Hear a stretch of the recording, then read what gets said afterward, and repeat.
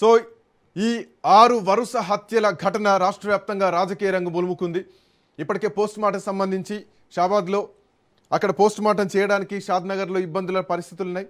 So Osmania hospital తరలించడానికి పోలీసులు plan చేస్తున్నారు. ఇంతవరకు పోస్ట్ మార్టం కాలేదు, ఇంతవరకు నిందితుడిని పట్టుకోలేదు. ముఖ్యమంత్రి రాజీనామా చేయాలన్నటువంటి డిమాండ్ ప్రతిపక్షాల నుంచి వినిపిస్తున్నాయి. ముఖ్యమంత్రి ఏమో అందుబాటులో లేరు.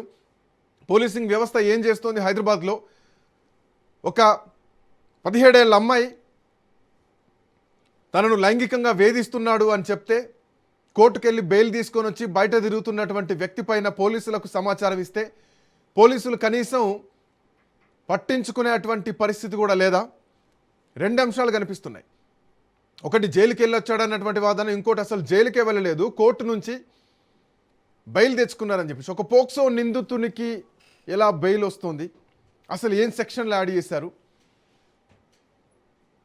ఇది చాలా తీవ్రంగా పరిగణించాల్సినటువంటి అంశం.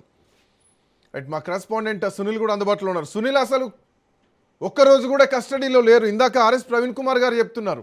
సో కొంత సమాచారం లేదు, 6 నెలలు జైలుకి వెళ్ళొచ్చాడు, వచ్చిన తర్వాత వెంటనే గంటల్లోనే చంపేశారని.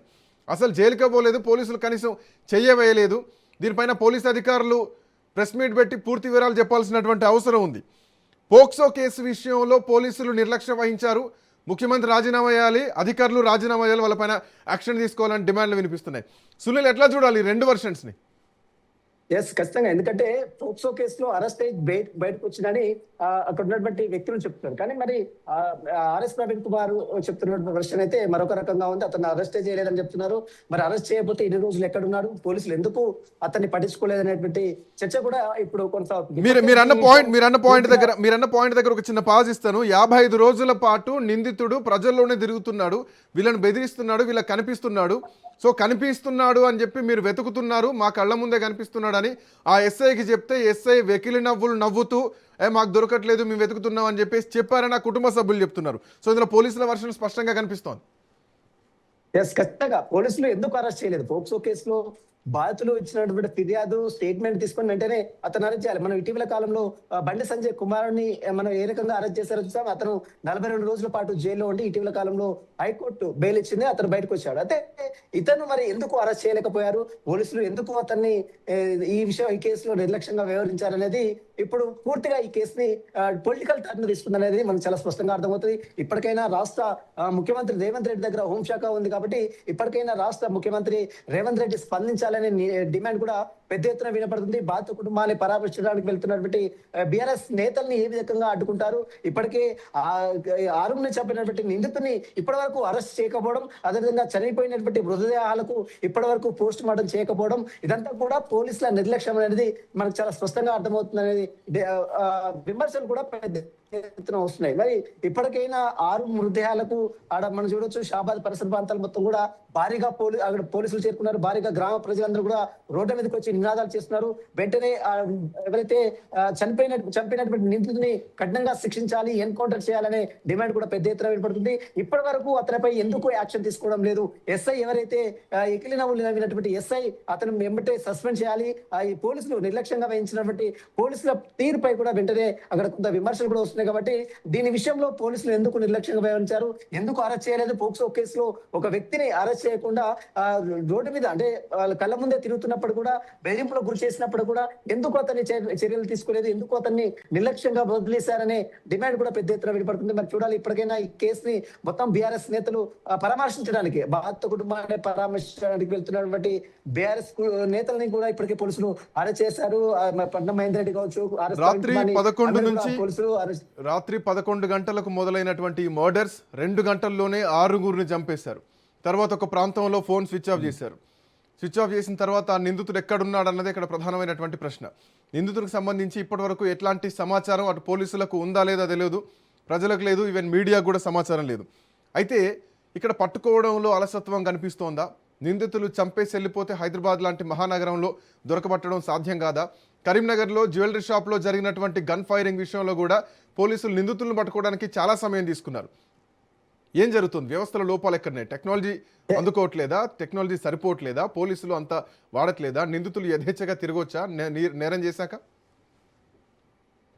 ఇప్పుడు ప్రస్తుతం ఉన్నటువంటి టెక్నాలజీ ఆర్టిఫిషియల్ ఇంటెలిజెన్స్ వచ్చిన తర్వాత మరింత బలోపేతం కావాల్సిన అవసరం ఉంది. ఎందుకంటే పోలీస్ వ్యవస్థలో కమ్యూనిటీ సీసీటీవీ కెమెరాలు గతంలో మహేందర్ రెడ్డి డీజీపీగా ఉన్నప్పుడు లక్షల కెమెరాలు ఫిట్ చేశారు. అయినప్పుడు కూడా దాంట్లో లోపం ఎక్కడ ఉందంటే అవి సరిగా పనిచేయకపోవడం, సరిగా పెట్రోలింగ్ వ్యవస్థ చేయకపోవడం, అదేవిధంగా నిఘా పరిసర ప్రాంతం నగర శివారు ప్రాంతంలో నిఘా వ్యవస్థ లేకపోవడం, ఇవన్నీ కూడా ప్రధాన కారణాలని చెప్పవచ్చు. కాబట్టి ఇప్పటికైనా నిన్న జరిగినటువంటి మర్డర్ సునాయాసంగా ఆరుగురిని పటాపట చంపుకుంటూ వెళ్ళాడు, నడి రోడ్డు మీద తీసుకొచ్చి చెప్పాడు. కానీ నడి రోడ్డు మీద మరి పెట్రోలింగ్ వ్యవస్థ ఎందుకు లేదు, పోలీసులు ఎందుకు పట్టించుకోలేదు, అక్కడ ఎవరు లేరా అనే చర్చ కూడా కొనసాగుతుంది. ప్రస్తుతం చంపినటువంటి నిందితుడు సెల్ స్విచ్ ఆఫ్ చేసుకుని వెళ్తే అతను కాల్ డేటా తీసి ఎక్కడికి వెళ్ళాడు, ఎక్కడి నుంచి ఎక్కడికి టర్న్ అయ్యాడు అనేది సీసీటీవీ కెమెరా చూస్తే మనకు చాలా స్పష్టంగా అర్థమవుతుంది. కానీ పోలీసులు ఎందుకు ఇప్పటివరకు నిందితులు పట్టుకోలేకపోయారు?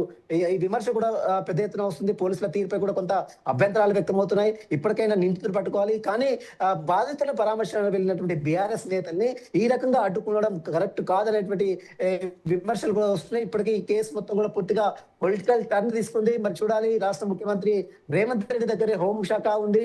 ఇప్పటికైనా పోలీస్ రిక్రూట్మెంట్ సంబంధించినటువంటి నియామకాలు చేపట్టాలి. బాధిత కుటుంబాలకు సంబంధించిన విషయంలో ప్రభుత్వం ఖచ్చితంగా ఆదుకోవాల్సిన అవసరం ఉంది అనే డిమాండ్ కూడా పెద్ద ఎత్తున వినబడుతుంది. ఈ మధ్య కాలంలో సైబర్ సర్వర్ ని హ్యాక్ చేశారు దుండగులు అని అన్నారు. సో పోలీసుల వ్యవస్థలో పోలీసుల వ్యవస్థలోనే దొంగిలించేటువంటి పరిస్థితులు కనిపిస్తున్నాయి. పోలీసుల పైన అటాకులు జరుగుతున్నాయి. పోలీసులు కనీసం ప్రజలకు న్యాయం చేయలేనటువంటి పరిస్థితి. 55 రోజుల పాటు పోక్సో నిందితుడిని ఎందుకు అరెస్ట్ చేయలేదు? పోలీసులు ఒక్కొక్కరికి ఒక్కొక్కలాంటి అంటే పొలిటికల్ టర్న్ తీసుకున్నటువంటి కేసు అయితే ఒకటి, పేదవాడి కేసు అయితే ఒకటి, చట్టం అట్లా చెప్తుందా అన్నటువంటి డిమాండ్స్ వస్తున్నాయి కదా. సో ఇది ఖచ్చితంగా పొలిటికల్ ప్రతిపక్షాలు రాజీనామా చేయడం అడగడంలో తప్పేం లేదు. నైతిక బాధ్యత వహించి రాజీనామా చేయాల్సిందే ఎక్కువ మాట్లాడితే. ఎట్లా చూడొచ్చు ఈ అంశాన్ని? ఎందుకంటే రాష్ట్ర ముఖ్యమంత్రి రేవంత్ రెడ్డి దగ్గర హోంశాఖ ఉంది. ప్రస్తుతం హోంశాఖ మంత్రిగా కూడా అతనే ఉన్నాడు. కాబట్టి శాంతి భద్రతల విషయంలో ప్రతిసారి రివ్యూ చేయాలి, సమీక్ష నిర్వహించాలి. కానీ ముఖ్యమంత్రి రేవంత్ రెడ్డికి ఉన్నటువంటి సమయపాలన కావచ్చు, సందర్భం కావచ్చు, ఆ రివ్యూ చేసే టైం కూడా లేకపోవడంతోనే మరి మంత్రిని ఎందుకు నియమించలేదు? దాదాపు 2.5 సంవత్సరాలు అవుతుంది రాష్ట్ర ప్రభుత్వం, రాష్ట్రంలో కాంగ్రెస్ ప్రభుత్వం ఏర్పడి. అయినప్పుడు కూడా ఇంకా హోంశాఖకు ఒక మంత్రి కూడా లేకపోవడం, ఇది ఇలాంటి దారుణాలు జరుగుతున్నట్టు కూడా బీఆర్ఎస్ నేతలు విమర్శలు చేస్తున్నారు. గతంలో మాజీ ఐపీఎస్ గా పనిచేసినటువంటి ఆర్ఎస్ ప్రవీణ్ కుమార్ కూడా అదే వర్షన్ వినిపిస్తున్నటువంటి పరిస్థితి మనం చూస్తాం. అంటే పోలీస్ వ్యవస్థలో సరైనటువంటి నిఘా లేకపోవడం, మరోవైపు శాంతి భద్రతలు క్షీణించాయి. ఇదంతా కూడా పక్కదారి పట్టే విధంగా బీఆర్ఎస్ నేతలు అయితే విమర్శలు చేస్తున్నారు. ఇప్పటికైనా రాష్ట్ర ముఖ్యమంత్రి రేవంత్ రెడ్డి బాధ్యత ఒక హోంమంత్రిగా ఉన్నటువంటి ముఖ్యమంత్రి రేవంత్ రెడ్డి పోలీస్ డిపార్ట్మెంట్ తోటి, డీజీపీ తోటి అంటే అధికారులు మార్చడాలు, లేదంటే కొత్త వాళ్ళకి అవకాశం ఇవ్వడాలు అది ఓకే. బట్ రివ్యూస్ జరుగుతున్నాయి. అసలు సచివాలయంలో పోలీస్ రివ్యూస్ జరుగుతున్నాయా? ఏమైనా నేరాలకు సంబంధించినటువంటి చర్చలు జరుగుతున్నాయా?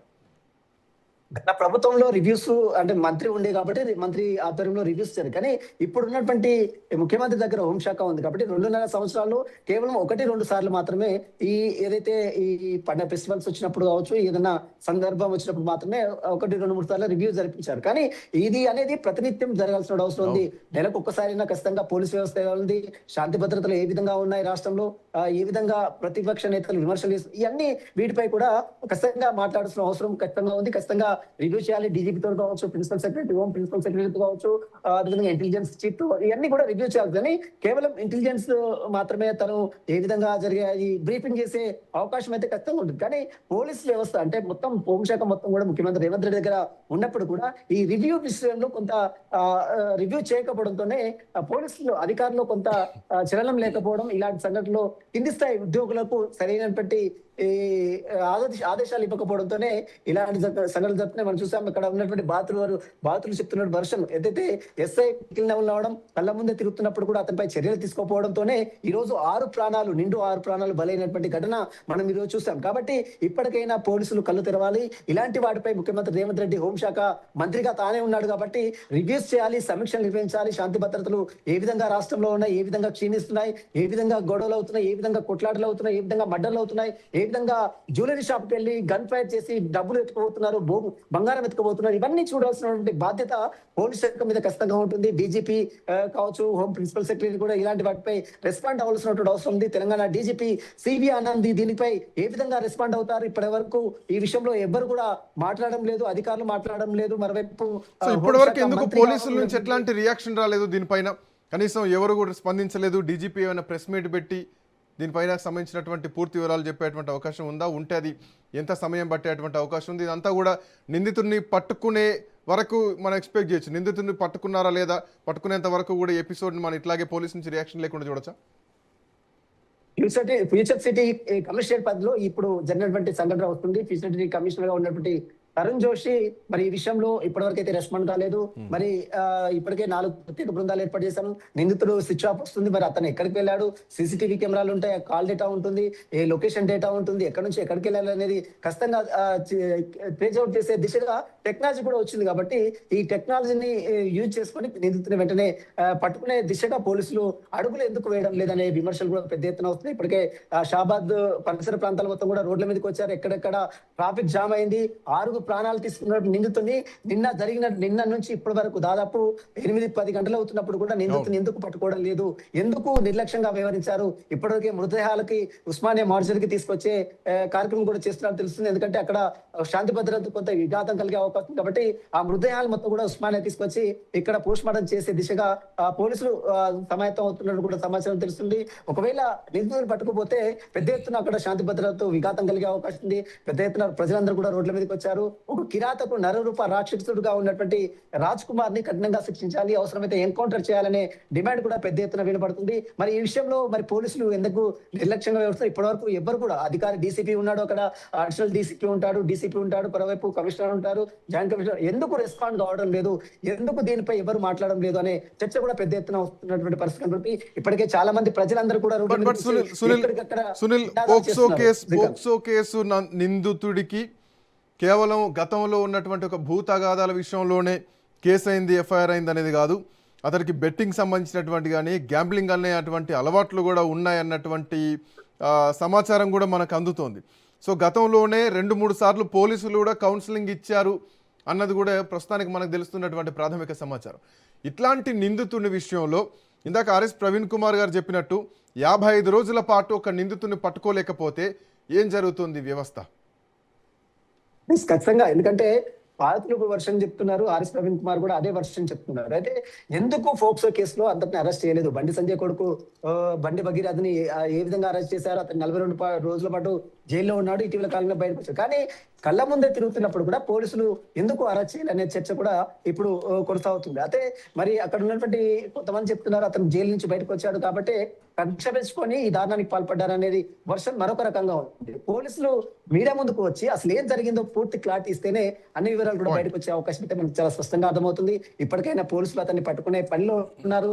ఎందుకు ఇంత నిర్లక్ష్యంగా వ్యవహరిస్తున్నారు? పోలీసులు నిర్లక్ష్యంగా వ్యవహరించడంతోనే ఈ రోజు 6 నిండు ప్రాణాలు బలి తీసుకున్నటువంటి పరిస్థితి మనం చూస్తాం. కాబట్టి ఇప్పటికైనా ఇలాంటి వాటి కేసుల్లో అంటే పేదోడికి ఒక న్యాయం, ఉన్నవాడికి ఒక న్యాయం కాకుండా చట్టం అందరికీ సమానమే, అందరినీ సమానంగా చూడాల్సిన బాధ్యత పోలీసుల మీద ఉంటుంది. పోలీసులు అనేది రక్షగా పడలే కాదు, రక్షించాల్సిన అవసరం ఖచ్చితంగా ఉంది. ప్రజలు కడుతున్నటువంటి పనుల ద్వారానే వారికి జీతభత్యాలు చెల్లిస్తూ ఉన్నారు రాష్ట్ర ప్రభుత్వం. అది గ్రహించాలి ఖచ్చితంగా. పోలీసు ప్రతి ఒక్క పోలీసు కూడా గ్రహించాల్సిన అవసరం ఖచ్చితంగా ఉంది. ఇప్పటికైనా ఇలాంటి లోపాలు, చిన్న లోపాలని సరిదిద్దాల్సిన అవసరం పై స్థాయి అధికారి వరకు, అంటే కింది స్థాయి హోంగార్డ్ దగ్గర నుంచి, కానిస్టేబుల్ దగ్గర నుంచి పై స్థాయి ఉన్నటువంటి డీజీపీ వరకు కూడా ఈ విషయాన్ని ఖచ్చితంగా గ్రహించాలి. ఎవ్వరు కూడా నిర్లక్ష్యంగా వ్యవహరిస్తే ఈ రోజు 6 నిండు ప్రాణాలు బలి తీసుకున్నాయి. దీనికి ఎవరు బాధ్యత వహించాలి? డీజీపీ వహిస్తాడా? రాష్ట్ర ముఖ్యమంత్రి, హోంశాఖ మంత్రిగా ఉన్నటువంటి ముఖ్యమంత్రి రేవంత్ రెడ్డి వహిస్తాడా అనేది ఇక్కడ చాలా విమర్శలు వస్తున్నాయి. కాబట్టి ఇప్పటికైనా బాధిత కుటుంబాలని అదేవిధంగా ఆదుకోవాల్సినటువంటి అవసరం ఉంది. ఖచ్చితంగా నిందితుని వెంటనే శిక్షించాలి, ఖచ్చితంగా అతన్ని గురి తీయాలి, ఎన్కౌంటర్ చేయాలనే డిమాండ్ కూడా పెద్ద ఎత్తుంది. ఇప్పటి వరకు పోలీసులు అయితే అతన్ని పట్టుకోలేదు. పోలీసులు మీడియా ముందుకు వచ్చి అన్ని వివరాలు వెల్లడించాల్సినటువంటి అవసరం ఎంతైనా ఉంది. అన్ని వివరాలు వెల్లడిస్తేనే అసలు ఈ కేసులో ఏం జరిగింది అనేది పూర్తి క్లారిటీ కూడా వచ్చే అవకాశం. Srikanth, thank you Sunil, thanks for updates. 55 రోజుల పాటు పోక్సో నిందితుడు బయట తిరుగుతూ కోర్టుకెళ్లి బెయిల్ తెచ్చుకున్నాడు అన్నట్టుగా తెలుస్తోంది. ఎందుకు పోలీసులు అరెస్ట్ చేయలేదు ఈ కేసు విషయంలో? కుటుంబం మమ్మల్ని వెంటబడుతున్నారు, నా భర్తను చంపినట్టు నన్ను, నా కుటుంబాన్ని, నా పిల్లల్ని చంపేస్తా అని బెదిరిస్తున్నారని చెప్పిన పోలీసులు ఎందుకు నిర్లక్ష్యం చేశారు, గతంలో కూడా వివాదాస్పదమైనటువంటి చరిత్ర ఉన్నటువంటి ఈ నిందితుని విషయంలో పోలీసులు ఎందుకు నిర్లక్ష్యంగా వ్యవహరించారు, జ్యుడిషియరీ వ్యవస్థను ఈ దేశంలో పెంచాల్సినటువంటి అవసరం ఉంది అన్నది ఇలాంటి ఘాతుకాలు జరిగినప్పుడు మనల్ని మనం ప్రశ్నించాల్సినటువంటి అవసరం కనిపిస్తుంది. పోలీసింగ్ వ్యవస్థను కూడా పెంచాల్సినటువంటి అవసరం కనిపిస్తోంది. లేదంటే ఇలాంటి మర్డర్స్ ఇంకా నడుస్తూనే ఉంటాయి. షాబాద్లో ఉద్రిక్తమైనటువంటి వాతావరణం కనిపిస్తోంది. పోలీసులు ట్రాఫిక్ను కూడా అక్కడి నుంచి మళ్లించడం జరిగింది. 6 హత్య కేసులో ప్రధాన నిందితుడు కిరాతకుడు నరరూప రాక్షసుడు రాజ్ కుమార్ను పట్టుకోవడం కోసం పోలీసులు విస్తృతంగా గాలింపులు చేస్తున్నారు. ప్రత్యేక బృందాలు సిటీ మొత్తం కూడా జల్లెడబడుతున్నాయి. అండ్ నిందితుడు వాడినటువంటి కారును కూడా సెల్ఫ్ డ్రైవ్ కోసం రెంట్కు తెచ్చుకున్నట్టుగా తెలుస్తోంది. ఆ ఓనర్కి సంబంధించినటువంటి డీటెయిల్స్ తీసుకొని పోలీసులు విచారణ చేస్తున్నారు. ఆ కార్ని ట్రేస్ చేస్తూ విధానంగా సీసీ ఫుటేజ్లను కూడా పరిశీలిస్తున్నారు. సో నిందితుడిని ఏ క్షణమైనా పట్టుకొని మీడియా ముందుకు తీసుకొస్తారా, నిందితుడిని ఎన్కౌంటర్ చేయాలన్న డిమాండ్ రాష్ట్ర వ్యాప్తంగా వినిపిస్తోంది. ఇది ఒక రాజకీయ మలుపు తీసుకుంది. ఏకంగా ముఖ్యమంత్రి రాజీనామా చేయాలి, హోంమంత్రిగా విఫలమయ్యారన్నటువంటి డిమాండ్స్ కూడా వినిపిస్తున్నాయి. ఈ కేసుకు సంబంధించి పోలీస్ అధికారులు ఏం చెప్తారు, డీజీపీ ఏం చెప్తారు? లేటెస్ట్ అప్డేట్స్తో మళ్ళీ కలుస్తాం. Keep watching Raj news.